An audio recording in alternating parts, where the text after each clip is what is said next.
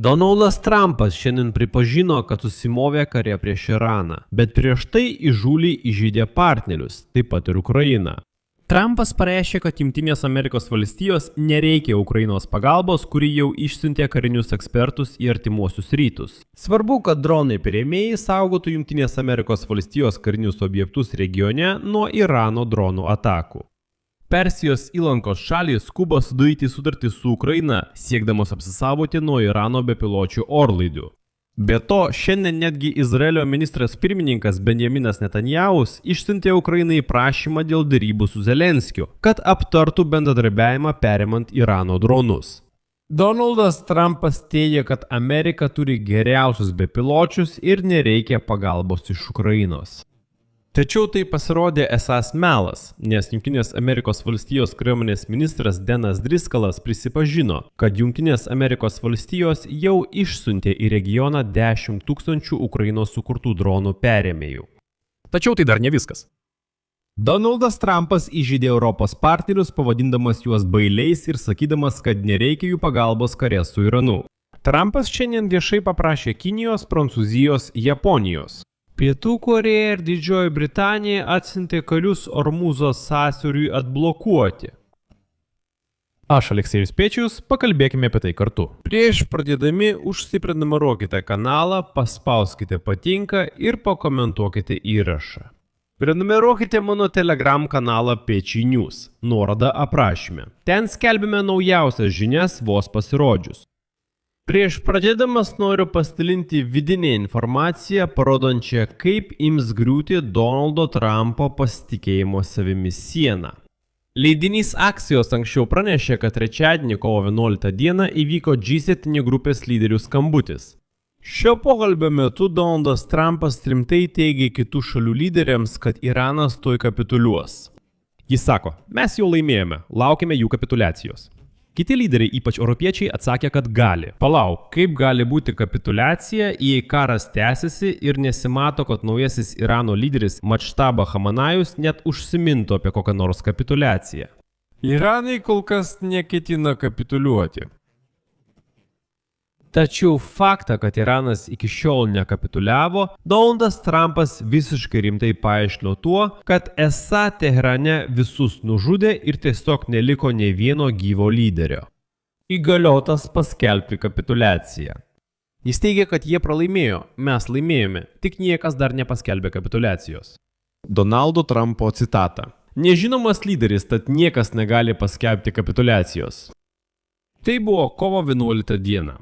Tačiau iš tikrųjų Trumpas šiandien nustebino visus.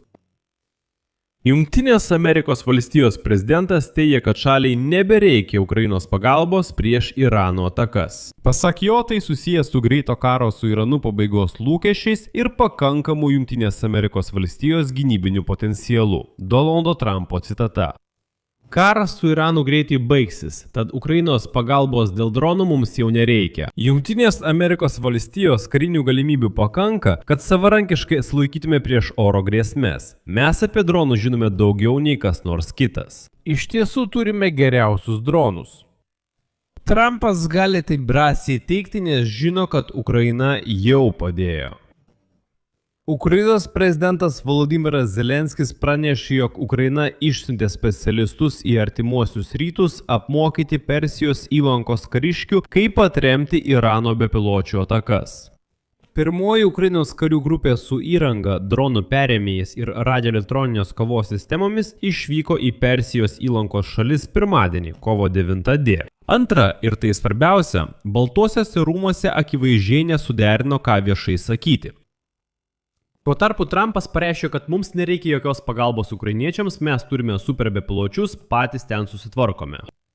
Tuo pačiu metu, pasak Jungtinės Amerikos valstijos armijos ministro Dano Driskalo, Jungtinės Amerikos valstijos kariuomenė jau išsiuntė į artimuosius rytus 10 000 perėmimo bepiločių sukurtų Ukrainoje.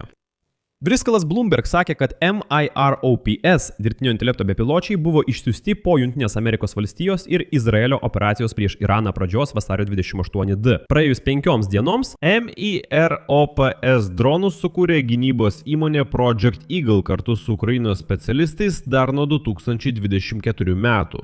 Driscolas teigia, kad MIROPS bepiločiai kainuoja apie $15,000. Driscolas teigia, kad didesni užsakymai gali sumažinti kainą iki $3–5 už perėmėją. Tai pigiau nei Irano šachė dronai kainuojantis nuo $20,000. Jungtinės Amerikos valstijos saugo savo bazes naudodamos ukrainietišką kūrinį, tačiau Trumpas teigia, kad Ukrainos pagalba jam nereikalinga. Stebiuosi Trumpo įžulumu ir ciniškumu. Jis juk puikiai tai žino. Jis puikiai žino, kad Ukrainos specialistai jau yra artimuosiuose rytuose, kad Ukrainos perėmėjai jau padeda. Jie teigia, kad daugiau nereikia Ukrainos pagalbos, nes turi super bepiločius. Man tai priminė epizodą, kai Fox News visiškai rimtai rodė eteryje, kaip jų bepiločiai, tipo jų amerikietiški bepiločiai, numuša šachetus ore. Paaiškėjo, kad tai ukrainiečių perėmėjų laukinių širšių bepiločių vaizdo įrašas. Per Fox News vėliau atsiprašyta, ukrainietiški bepiločiai buvo parodyti kaip amerikietiški. Dabar vyksta tas pats. Ir žinote, tai toks cinizmas. Šiandiengi ministras pirmininkas Izraelio Benjaminas Netanyahu išsiuntė Ukrainai prašymą surengti derybą su Zelenskiu, kad aptartų Irano dronų klausimus. Leidinys Ainet pažymė, kad Izraelio prašymas buvo pateiktas Ukrainos dalies patirties perimant Irano gamybos bepiločius fone. Netanyahu ketina remti Izraelio ir Ukrainos bendradarbiavimą šio klausimu.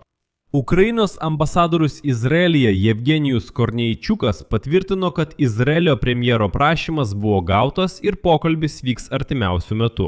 Tačiau dėl laiko apribojimų pokalbis kol kas dar neįvyko. Tai reiškia, kad Netanyahus pripažįsta, jog dėl Irano bepiločių amerikiečiai nėra pagalbininkai ir būtina bendradarbiauti su Ukraina. Trumpui esą tokia pagalba nereikalinga.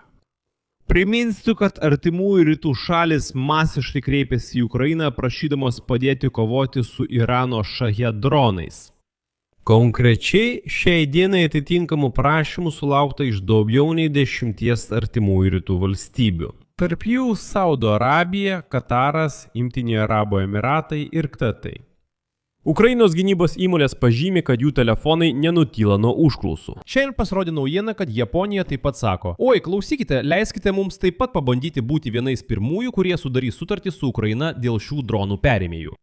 Primenu, kad Ukraina jau išsiuntė pirmąją specialistų grupę bepiločių orlaivių perėmimui artimuosiuose rytuose. Tačiau tai dar ne viskas. Trumpas puolė ne tik Ukrainą, bet ir Europos sąjungininkus. Daugiau neaiškinsiu. Pateiksiu vieną iliustratyvų epizodą su citatomis. Viskas paaiškės. Kovo 8. Donaldas Trumpas užtikrintai pareiškė: Didžioji Britanija, buvęs svarbus mūsų sąjungininkas, svarsto siųsti 2 lėktuvnešius į artimuosius rytus. Premjerė ministrė Starmerai, mums jų daugiau nereikia, bet mes tai prisiminsime. Mums nereikia tų, kurie į karą įsijungia tik mums laimėjus. Kovo 8. Ir po 6 dienų, kovo 14, Donaldas Trumpas pareiškė: daugelis šalių, ypač tos, kurios nukentėjo nuo Irano bandymų uždaryti Hormuzo sąsiaurį, siųs karinius laivus kartu su Jungtinėmis Amerikos valstijomis, kad sąsiauris liktų atviras ir saugus. Mes sunaikiname visą Irano karinį potencialą, tačiau jie vis tiek gali pasiųsti kelis bepiločius, numesti miną ar paleisti raketą šiame vandens kelyje, nesvarbu, kiek būtų nugalėti. Toliau svarbiausia. Tikiuosi, kad Kinija, Prancūzija, Japonija, Pietų Korėja, Didžioji Britanija ir kitos nuo šio apribojimo nukentėjusios šalys siųs savo laivus į šį regioną, kad Ormuzo sąsiauris nebekeltų grėsmės iš visiškai nugalėtos šalies. Jungtinės valstijos negailestingai bombarduos pakrantę ir numušinės Irano katerius bei laivus. Netrukus Ormuzo sąsiaurį padarysime atvirą, saugų ir laisvą. Donaldai Trumpai. Taip negalima. Na, iš pradžių tu visam pasauliui šauki, kad tau nereikia jokios pagalbos iš Didžiosios Britanijos, bandai pažeminti Britus, o paskui pareiški, kad tikiesi, jog ta pati Didžioji Britanija vis dėlto atsiųs savo karo laivus tau į pagalbą. Tai apsispręsk. Kovo 8 sakėte, kad Britanijos laivų pagalbos nebereikia, nes jau patys laimėjote. Kovo 14 sakai: tikiuosi, kad Britai atsiųs laivus padėti, nes patys nesusitvarkome.